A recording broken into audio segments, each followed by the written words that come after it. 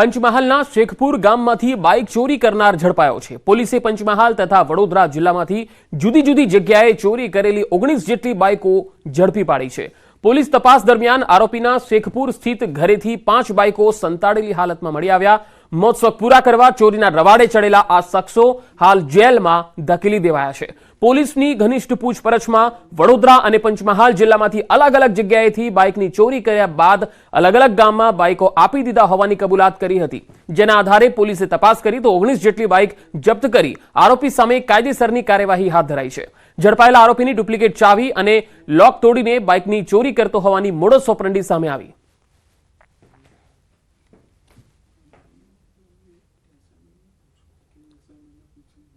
गुना नोंधायेला छे। ए सिवायना 16 मोटरसाइकलो आ पकड़ायेल व्यक्तिए वडोदरा शहरना हरणी police station અને Karelibaug police સ્ટેશનના અલગ અલગ વિસ્તારોમાંથી ચોરી કરેલાનું કબૂલાત કરેલી છે અને એ 16 વાહન માલિકોનો સંપર્ક શેરા પોલીસ સ્ટેશને ના પોલીસ ઇન્સ્પેક્ટર મિસ્ટર રાજપૂતે કરી લીધેલો છે અને એ 16 વાહનો આ બે પોલીસ સ્ટેશનમાંથી ચોરાયેલા છે અને આગળની નિયમ મુજબની કાર્યવાહી ચાલુ છે। રાજકોટમાં ડ્રગ્સ પકડવા મુદ્દે હર્ષ સંઘવીએ નિવેદન આપ્યું। પાકિસ્તાની ષડયંત્રને લઈ મોટી સફળતા મળી છે। સમગ્ર કેસમાં અનેક ષડયંત્રો સામે આવશે। પોલીસે 300 કરોડનું ડ્રગ્સ ઝડપ્યું છે। પાકિસ્તાન ઈરાન દ્વારા ચાલતું આ ષડયંત્ર, એ ષડયંત્ર તોડવામાં, એને રોકવામાં આજે ખૂબ મોટી સફળતા આપણે પ્રાપ્ત થઈ છે। આ રકમથી અનેક બીજા ષડયંત્ર થઈ શકતા। આ 350 કરોડ રૂપિયાનું ડ્રગ્સ પકડ્યું છે એટલું જ નહીં, આનાથી અનેક ષડયંત્ર આવનારા દિવસોમાં ખુલશે। અમદાવાદમાં હેરોઇન કેસની તપાસમાં એટીએસે એન્ટ્રી કરી છે। વેરાવળ બંદરેથી કરોડોનું હેરોઇન ઝડપાયું હતું। ગુજરાત એટીએસે હેરોઇન કેસમાં તપાસ હાથ ધરી છે। ગુજરાતના દરિયાઈ માર્ગથી પહોંચાડવાનું નક્કી કરાયું હતું। વેરાવળ બંદરથી યુપી હેરોઇન મોકલવાનું હતું। યુપીના ડ્રગ્સ માફિયાને હેરોઇન પહોંચાડવાનું હતું। વેરાવળથી ડ્રગ્સ રોડ મારફતે યુપી પહોંચાડવાનું હતું। પકડાયેલ 9 આરોપીઓની પૂછપરછ ચાલી રહી છે।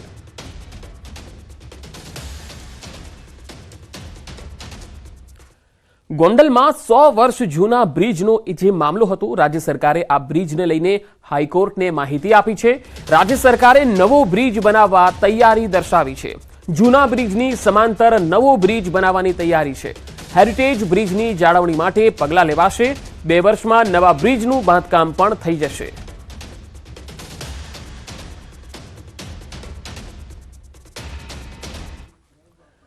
નકલી કચેરી કૌભાંડ મામલે દાહોદ પોલીસનો વધુ એક ખુલાસો સામે આવ્યો।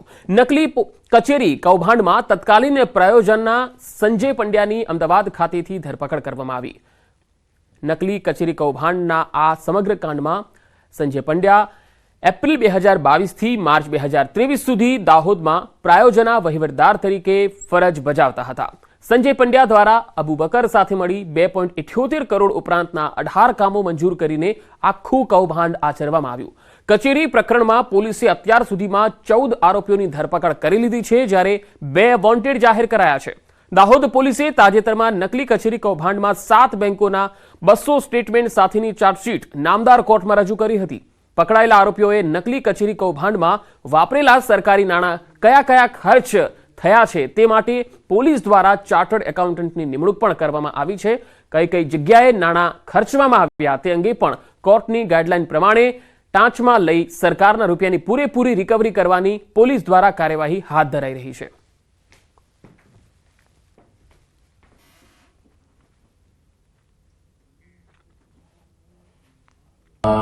हिस्सा था 2,78,98,000 अप्रॉक्सीमेटली इनके सही से गया है। अभी जो तपास चालू है, चार्जशीट खत्म हो गया, उसके बाद भी हमारा तपास चालू है।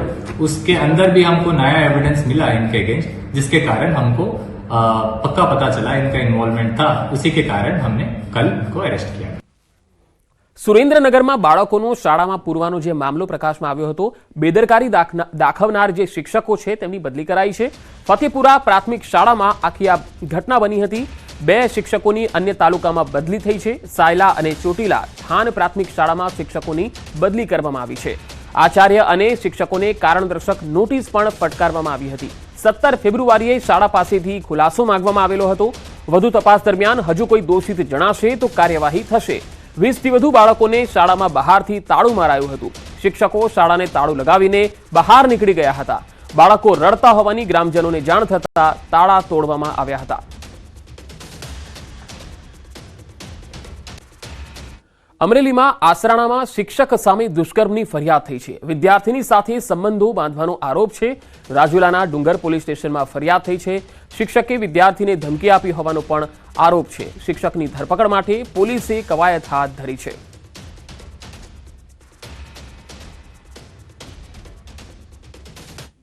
ગીગા બમ્મરની વિવાદિત ટિપ્પણીનો મામલો અમરેલીમાં ક્ષત્રિય સમાજ હવે મેદાને આવ્યો છે. ધારી અને બગસરાના ક્ષત્રિય સમાજે રજૂઆત કરી છે. પ્રાંત કચેરી ખાતે સમાજે આવેદનપત્ર પણ આપ્યું છે. ગીગા બમ્મર સામે કાર્યવાહીની માંગણી સમાજના આગેવાનો દ્વારા કરવામાં આવી છે.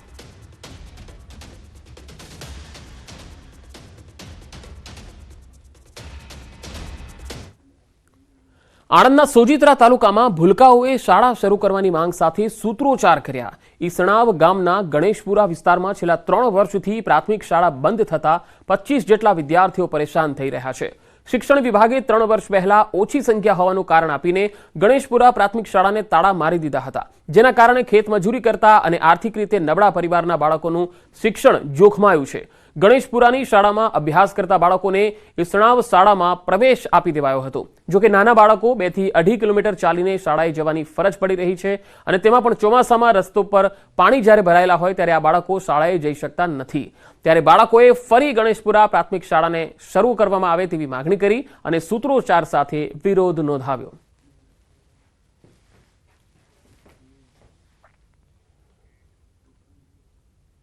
ઈસણાવ ગામમાં અમે ગણેશપુરા વિસ્તારમાં રહીએ છીએ.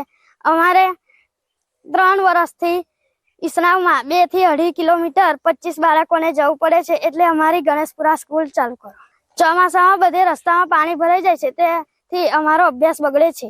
અહીંયા આગળ 25 થી 30 વિદ્યાર્થી છે અને સ્કૂલ 3 વર્ષથી બંધ છે. એ છોકરાઓને 25 થી 3 થી 4 કિલોમીટર ચાલતા જવું પડે છે. અને પ્લસ બીજું કે ચોમાસામાં રસ્તામાં પાણી ભરાઈ જાય છે તો 1 મહિનો સ્કૂલ એમની બગડે છે, તો વિદ્યાર્થીનું ભણતર ખોરવાય છે. તો સરકારને અમારી અપીલ છે કે જલ્દીમાંથી જલ્દી સ્કૂલ ગણેશપુરાની ચાલુ કરે. હવે એના માટે સર્વ શિક્ષા અભિયાન અંતર્ગત બાળકોને સ્કૂલ ટ્રાન્સપોર્ટેશનની સુવિધા છે. એ સુવિધા એ બાળકોને વાલીઓને મળવાપાત્ર છે. કિલોમીટર જે એના ધારાધોરણ મુજબ આવતા હશે તો એ મળવાપાત્ર હશે. હું તપાસ કરી અને હું જોડાઈ લઉં છું. મોરબીમાં રોગચાળાએ ફરી માથું ઉચક્યું છે. મિશ્ર ઋતુના કારણે તાવ, શરદી, ઉધરસ જેવા લક્ષણો સાથે વાયરલ ઇન્ફેક્શનના કેસોમાં વધારો થયો છે.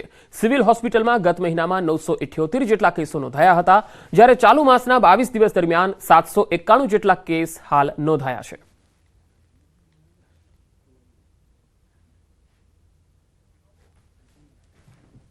તો જાન્યુઆરી મહિનામાં ટોટલ આ પ્રકારની એક ફ્લૂ ઓપીડી અલગથી આપણે ચાલે છે હોસ્પિટલ ખાતે, જ્યાં શરદી ઉધરસના એ પ્રકારના કેસ જોવા મળે. ફ્લૂના કેસ આપણે અલગથી જોઈએ છીએ. જાન્યુઆરી મહિનામાં ટોટલ 978 દર્દીઓ આપણે એ વિભાગમાં જોયેલા અને ચાલુ મહિનામાં અત્યાર સુધી જે મહિનો પૂરો થવામાં છે 791 દર્દીઓ જોયેલા છે ફ્લૂ ઓપીડીમાં. મોરબી સિવિલ હોસ્પિટલ માટે અહીંયા કણે બાળકો તેમજ એના પરિવાર ઘણા બધા અત્યારે અહીંયા કણે સમસ્યાના સામના કરવા પડતા હોય, કારણ કે અત્યારે વાયરલ ઇન્ફેક્શન થઈ રહ્યું છે.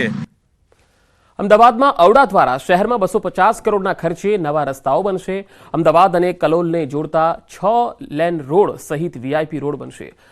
ઔડાને વર્ષ 2022-23માં 957 કરોડની આવક થઈ, જે પૈકી પ્લોટ અને દુકાનના વેચાણથી 350 કરોડની આવક થઈ. પ્રદૂષણમાં ઘટાડો, વૃક્ષો અને પ્રાણીઓના જતન માટે 5 કરોડના ખર્ચે બાયોડાયવર્સિટી પાર્કનું નિર્માણ કરવામાં આવશે. તો સેલા, સિંગરવા જેવા ગામોમાં નર્મદાના નીર પહોંચાડવામાં આવશે. ઔડા શહેરમાં વિકાસ ઇન્ફ્રાસ્ટ્રક્ચર ડેવલપરની કન્સલ્ટન્ટ તરીકે નિમણૂક કરવામાં આવશે.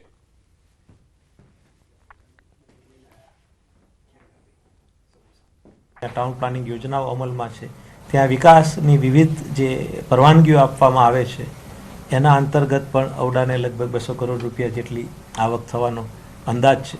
આ મળી અને લગભગ કુલ 1705 કરોડ રૂપિયાની આવક અને એની સામે આપણે 1625 કરોડ રૂપિયાનો ખર્ચ કરીશું. ગાંધીનગરથી મોટેરા મેટ્રો ટ્રેનનો ટ્રાયલ રન શરૂ થશે. માર્ચ-એપ્રિલમાં શરૂ થશે આ ટ્રાયલ રન. આ ટ્રાયલ રન શરૂ કરવા માટે સરકારે તૈયારી બતાવી દીધી છે. ગાંધીનગર ચ0 થી મેટ્રો સ્ટેશનને ડબ્બો લાવવામાં આવ્યો છે. મોડી રાત્રે મેટ્રો કોચ ગાંધીનગર પહોંચી ચૂક્યો છે. ગાંધીનગરથી અમદાવાદના મુસાફરોને ફાયદો થશે.